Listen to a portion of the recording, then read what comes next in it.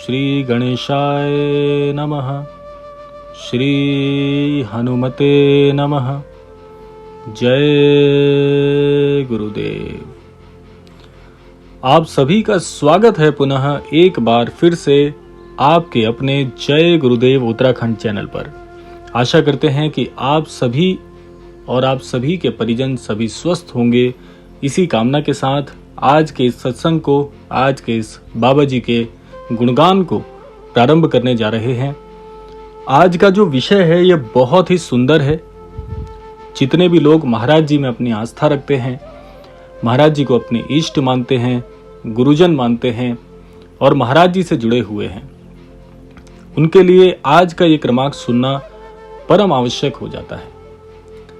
जिन तथ्यों पर आज हम चर्चा करने वाले हैं, ज्यादातर लोग अपने जीवन में इन सभी परेशानियों से जूझते हैं।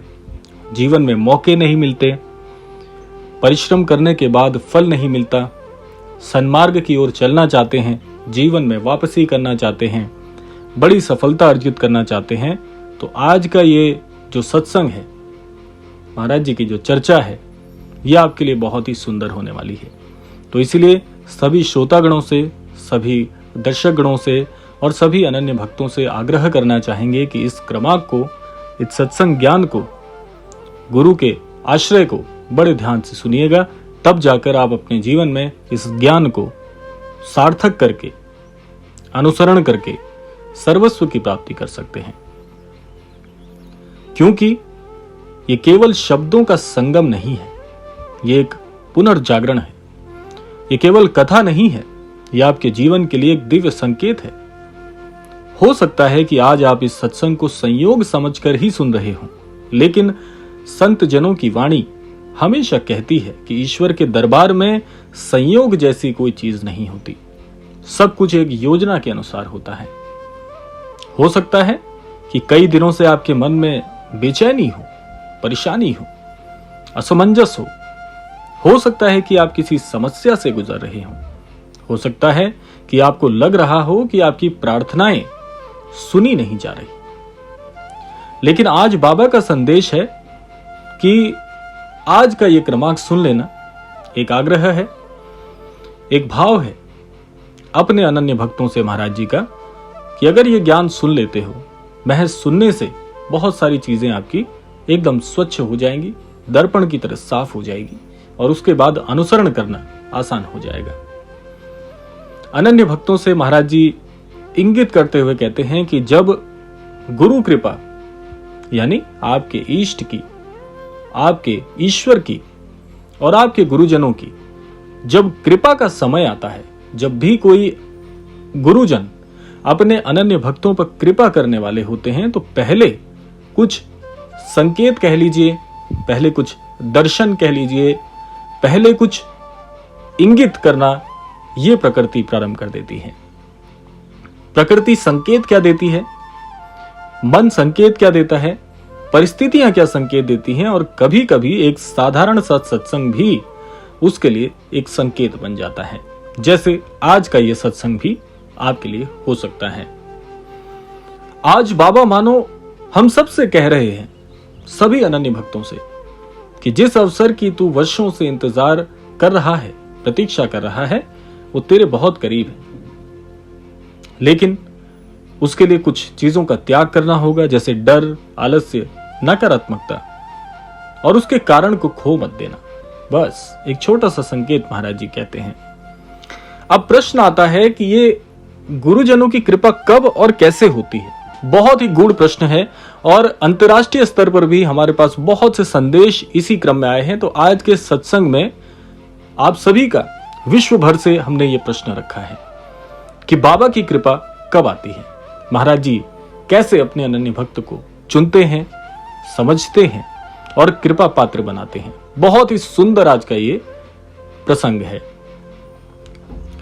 अनन्य भक्तों से हम कहना चाहेंगे, अपने व्यक्तिगत जीवन के अनुभव से, अनन्य भक्तों के जीवन के अनुभव से, जिन्होंने अपने जो अनुभव हैं महाराज जी के साथ, उसका एक सार आज के इस सत्संग में हमने शामिल किया है। तो प्रश्न है कि बाबा की कृपा कब आती है।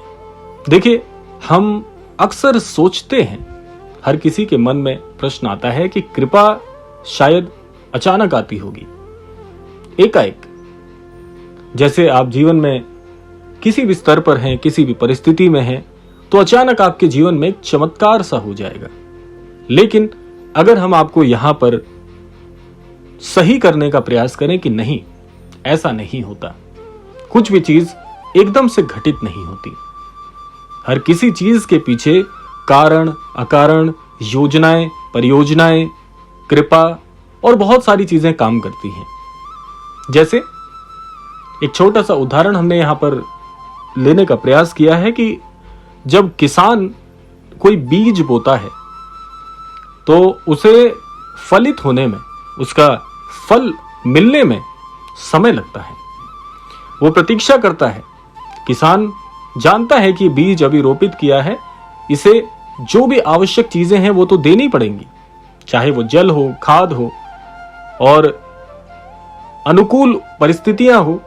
तो वो प्रतीक्षा करता है और उस बीज को जो उसने रोपित किया है सिंचित करता है समय अनुसार।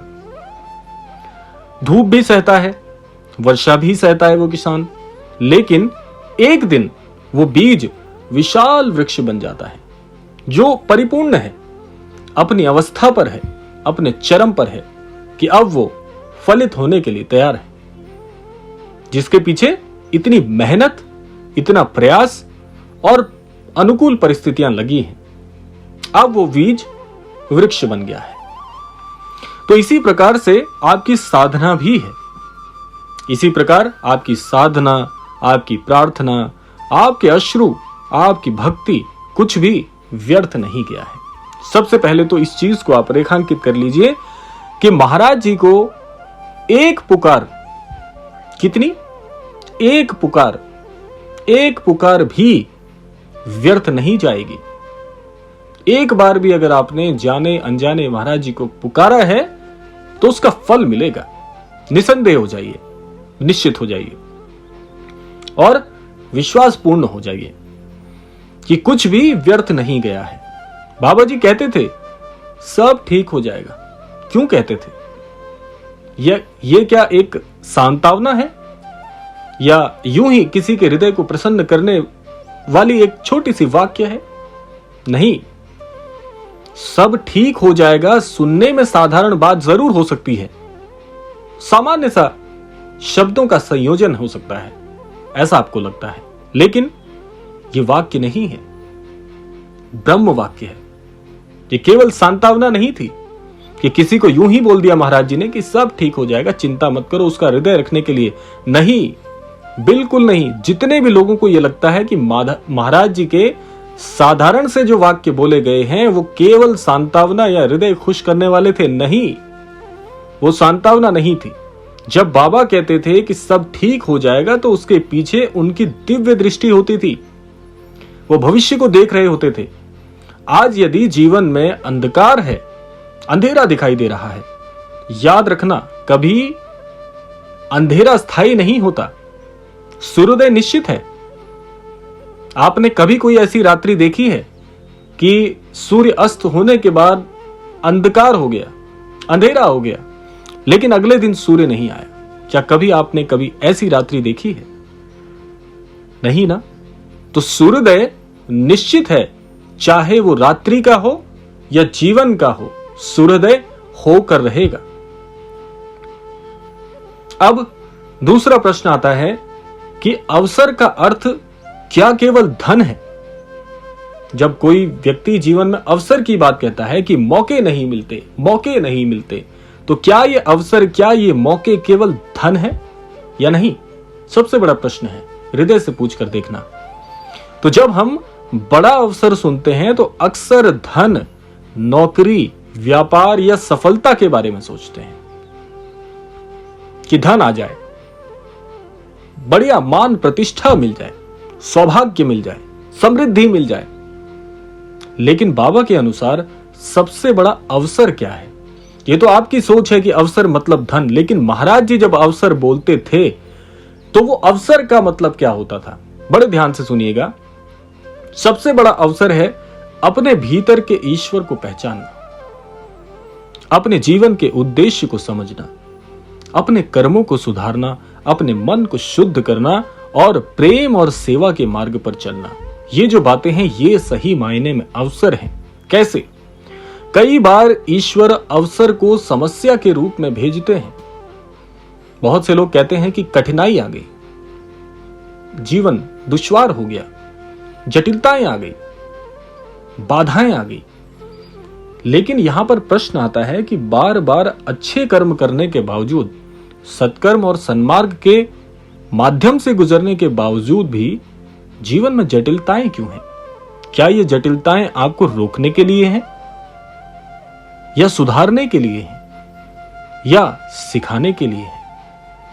इसीलिए कहा है कि कई बार ईश्वर अवसर को समस्या के रूप में भेजते हैं। उनका पर्याय होता है कि कई बार जिस घटना को हम दुर्भाग्य समझते हैं वही हमारे जीवन का सबसे बड़ा वरदान बन जाती है, हमारे जीवन का सबसे बड़ा वरदान बन जाती है। एक छोटा सा प्रेरक प्रसंग यहां पर हम लेना चाहेंगे। एक भक्त बाबा जी के पास आया। बहुत ही ध्यान से सुनिएगा क्योंकि यह संदर्भ बहुत महत्वपूर्ण है। महाराज जी के देश विदेश दुनिया के कोने कोने में अनन्य भक्त हैं। तो एक बार महाराज जी की महान गाथाओं को और वृतांतों को सुनकर एक भक्त बहुत ज्यादा लालायित होकर बाबा जी के पास आया और उसने महाराज जी से कहा कि बाबा, मेरे जीवन में बहुत परेशानियां हैं, आप नहीं जानते, कुछ भी ठीक नहीं हो रहा। बहुत ही चिड़े हुए मन से बोला, बहुत चिड़े हुए मन से, जैसे ईश्वर के सामने शिकायत कर रहा हो। अब बाबा जी का जो स्वभाव है बहुत ही विनोदपूर्ण रहता था। हमेशा महाराज जी हमेशा मुस्कुराते हुए रहते थे, जैसे महाराज जी सब जानते हैं, सर्वज्ञ हैं। तो महाराज जी अपनी वही चित परिचित मुस्कान में डूबे हुए थे। मुस्कुराए अनन्य भक्त को देखकर उन्होंने कहा, अच्छा है। भक्त बहुत आश्चर्य में पड़ गया। जैसा कि हमने आपको बताया, पहले ही चिढ़ा हुआ था। कहने लगा, महाराज जी से शिकायत करने लगा कि मेरे जीवन में परेशानियां बहुत हैं, क्या करूं, ठीक ही नहीं होता कभी कुछ। अपने इस अंदाज में बोला।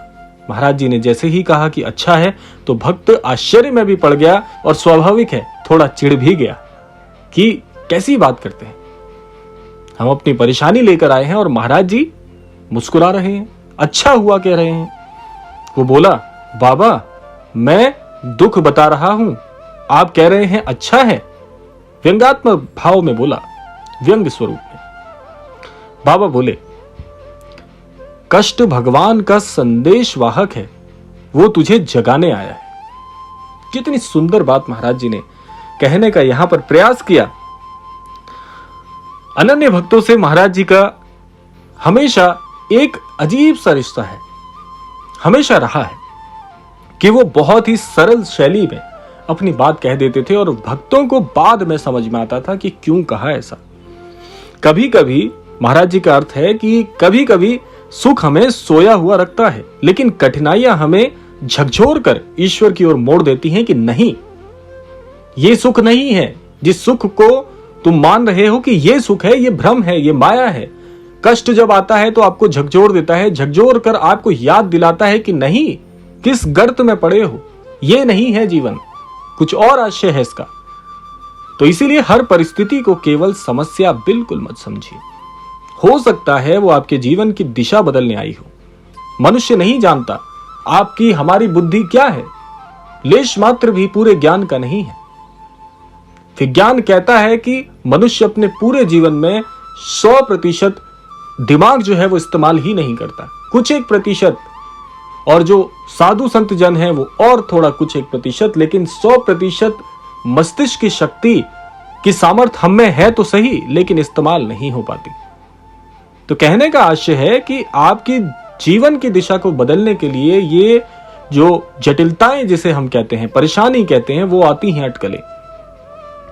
बाबा का संदेश हमेशा रहता है कि डरना नहीं है, डरना बिल्कुल नहीं है। जीवन की कैसी परिस्थिति आ जाए, कैसा स्वरूप आ जाए, कितनी जटिलताएं आ जाए, बाधाएं आ जाए, कुछ आ जाए, डरने की आवश्यकता नहीं है। आज बहुत से लोग भय में जी रहे हैं, भविष्य का भय, बीमारी का भय, असफलता का भय, रिश्तों के टूटने का भय, आर्थिक संकट का भय। लेकिन बाबा की शिक्षा क्या थी? क्या थी महाराज जी की शिक्षा? कि राम का नाम लो, सब भय दूर हो जाएगा। महाराज जी के वाक्य हैं जो हम आपको सुना रहे हैं। जब भी कोई व्यक्ति, या यूं कहा जाए कि आप जीवन में इसमें से जो भी हमने आपको बताई, इन समस्याओं में कहीं पर अटक जाएं कि भविष्य का भय सता रहा हो, राम का नाम लो। बीमारी का भय सता रहा हो, राम का नाम लो। असफलता का भय सता रहा हो, राम का नाम लो। रिश्तों के टूटने का भय हो, राम का नाम लो। आर्थिक संकट का भय आ गया हो तो राम का नाम लो, सब भय दूर हो जाएगा। इतने सरल स्वभाव से महाराज जी कहते थे। और अब सबसे गुड़ बात है कि भय तब पैदा होता है, कब? बड़े ध्यान से समझिएगा। भय तब पैदा होता है जब हम स्वयं को अकेला समझते हैं। लेकिन जिस व्यक्ति को यह अनुभव हो जाए कि बाबा उसके साथ हैं, खड़े हैं महाराज जी, तो वो संसार की किसी शक्ति से नहीं डरता, क्योंकि महाराज जी हैं, सब देख लेंगे, सब देख लेंगे। चिंता की आवश्यकता नहीं है।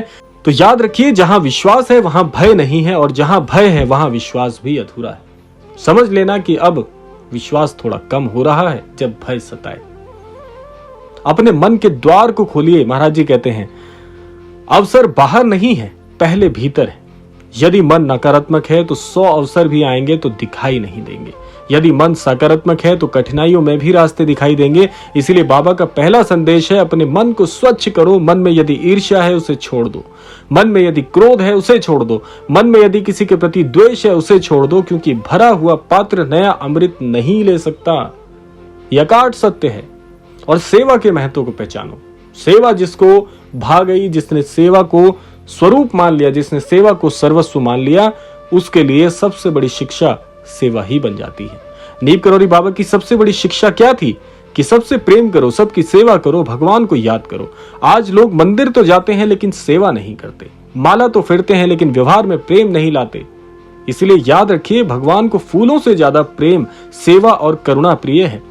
यदि आप किसी भूखे को भोजन कराते हैं, यदि आप किसी दुखी व्यक्ति को सहारा देते हैं, यदि आप किसी रोते हुए को मुस्कान देते हैं, तो समझिए आप सीधे बाबा की पूजा कर रहे हैं, प्रत्यक्ष, किसी और की नहीं, महाराज जी की पूजा हो रही है। प्रश्न आते हैं हमारे पास, चमत्कार कहां होते हैं? महाराज जी से जुड़ के चमत्कार कहां होते हैं, जरा इस विषय में बताइए। बहुत लोग पूछते हैं। तो क्या आज भी बाबा चमत्कार करते हैं? प्रश्न आता है सबके मन में। तो उत्तर है निसंदेह, बिल्कुल हां, करते हैं। लेकिन चमत्कार हमेशा आकाश से प्रकाश उतरने जैसा नहीं होता। सबको दिखाई दे रहा है कि आकाश से कोई फरिश्ता आएगा, हाथ हिलाएगा और आपको बोलेगा कि लो चमत्कार हो गया। ऐसे नहीं होता। सबसे बड़ा चमत्कार है निराश व्यक्ति का आश्वासन बन जाना, क्रोधी व्यक्ति का शांत हो जाना, स्वार्थी व्यक्ति का सेवा भावी बन जाना, टूटे हुए व्यक्ति का फिर से खड़ा हो जाना। यही वास्तविक चमत्कार है। संकेतों को पहचानिए। कभी कभी बाबा सीधे नहीं बोलते, वो संकेतों के माध्यम से बात करते हैं। अचानक किसी सत्संग का आपका सुनना, महाराज जी की बात हो रही है, आपका हृदय लग गया। ये हृदय किसने लगाया? अपने आप कभी कुछ नहीं होता। ये मस्तिष्क इतना जालसाज है, बिल्कुल जालसाज है, कि आपका हृदय अच्छी जगह में लगाने का प्रयास ही नहीं कराता, आपको हमेशा भटकाव की ओर ले जाता है। लेकिन कहने का आशय है, कहीं बाबा जी की बात चल रही है और आपका मन एकाएक लग जाए, समझ जाना कि यह चमत्कार हुआ है। मन आपको कभी भी ऐसी जगह बैठने के लिए कभी भी आग्रह नहीं करता, हमेशा दूर ले जाएगा। कहीं श्रीमद् भागवत गीता का पाठ हो रहा है, कहीं कोई कथा हो रही है, कहीं हनुमान चालीसा का पाठ हो रहा है, लोग खड़े हैं, भीड़ ज्यादा है, आप भीड़ को देखकर भाग जाते हैं कि नहीं बहुत भीड़ है, क्या करेंगे, कोई बात नहीं है, तो हमने सुना है। मस्तिष्क ये है। लेकिन इतनी भीड़ के होने के बावजूद आपका मन लगाकर बैठकर उस पाठ को सुनना, कथा का आनंद लेना, प्रसाद पाना, सेवा करना, ये कुछ और नहीं, चमत्कार ही है। आप कहेंगे तो बहुत छोटी सी बात है, इसमें कहां चमत्कार है? लेकिन हृदय से पूछ कर देखिए, कितनी जगह आपका हृदय लग जाता है। कहां लगता है? जहां पर आपको ऐसी चीजें सुनने को मिल रही हो, जहां पर किसी की ईर्ष्या हो, कहीं चुगली करने का मौका हो, वहां आपका हृदय लगता है। और ये केवल आपकी बात नहीं, सभी की बात है, क्योंकि मन हमेशा भटकाता है। ये मस्तिष्क बहुत जालसाज है, इसीलिए कहा गया है। तो संकेतों को पहचानिए। जहां पर भी आपको ईश्वर और ईश्वर के तत्व सुनने को मिल जाएं, समझ जाना चमत्कार हुआ है। किसी संत का एकाएक मिल जाना, एकाएक मिल जाना, सोचा नहीं था, कोई प्रभाव नहीं था, प्रतीक्षा नहीं की थी, एकाएक संत जनों के दर्शन होना चमत्कार है। किसी प्रेरणादायक पुस्तक का हाथ लगना, किसी ने कहा कि इस पुस्तक में महाराज जी की गाथाएं हैं, सुनो, पढ़ो, देखो, और बिना मांगे मिल जाए, चमत्कार है। क्योंकि आध्यात्म आपको स्वयं बुला रहा है कि आइए, सीखिए, जानिए। बार बार किसी नाम का सुनाई देना, और सबसे सुंदर बात यहां पर आती है कि प्रभु श्री राम जी की कथाएं आ रही है, राम जी का नाम जाप चल रहा है, भजन कीर्तन हो रहे हैं, वहां पर सुनने को मिल जाए, कितनी बड़ी बात है। ये चमत्कार है। भीतर से किसी दशा में जाने की प्रेरणा मिलना, ये सब संकेत हो सकते हैं चमत्कार के, लेकिन उन्हें समझने के लिए मन का शांत होना और मन शांत कर पाना दोनों बहुत जरूरी है। जिस मन में अलगाव है, जिस मन में द्वेष है, जिस मन में हमेशा क्रोध भरा है, वहां प्रेम आ ही नहीं सकता, क्योंकि आपका पात्र पहले ही क्रोध से, लोभ से, मोह से, माया से भरा हुआ है। कहां प्रेम की जगह है उसमें? उसे खाली होना पड़ेगा। और खाली कैसे होगा? सानिध्य से, सत्संग से, महाराज जी की बात से। राम नाम की शक्ति इतनी महत्वपूर्ण है, इतनी चमत्कारिक है, जितना व्याख्यान किया जाए उतना कम है। यदि बाबा की पूरी शिक्षाओं का एक वाक्य या एक सार बनाया जाए तो वो होगा, राम नाम में ही सब कुछ है, अन्यत्र कुछ करने की आवश्यकता ही नहीं है। शून्य से अनंत तक की यात्रा प्रभु श्री जी नाम में समाई हुई है। जब मन परेशान हो, राम, जब भय लगे तो राम, जब निर्णय न समझ आए, राम, और जब सफलता मिले तो भी जय श्री राम, जब असफलता मिले तब भी हे प्रभु राम। और राम नाम केवल शब्द नहीं है, यह चेतना है, यह ऊर्जा है, यह सुरक्षा कवच है। आज का जो आत्म मंथन है वो है कि आप अपने आप से 3 प्रश्न पूछ लें। पहला, क्या मैं अपने जीवन में प्रेम बढ़ा रहा हूं? वर्तमान में पूछिए, ना भविष्य में, ना भूतकाल में, वर्तमान में पूछिए, क्या मेरे जीवन में प्रेम बढ़ रहा है या नहीं। दूसरा, क्या मैं सेवा कर पा रहा हूं? सक्षम आप हैं, कभी भी यह मत सोचिएगा कि मैं सक्षम नहीं हूं, क्योंकि 3 प्रवृत्तियां हैं, तन से, मन से, धन से। कल हमने आपको सिखाया था, सक्षम हर व्यक्ति है, केवल धन से सक्षम होना अनिवार्य नहीं है। तो प्रश्न पूछेंगे कि क्या मैं सेवा कर रहा हूं? उत्तर अगर नहीं आ रहा है, समझ लेना गड़बड़ है। तीसरा प्रश्न है, क्या मैं प्रतिदिन भगवान को याद करता हूं? कितना समय निकाला?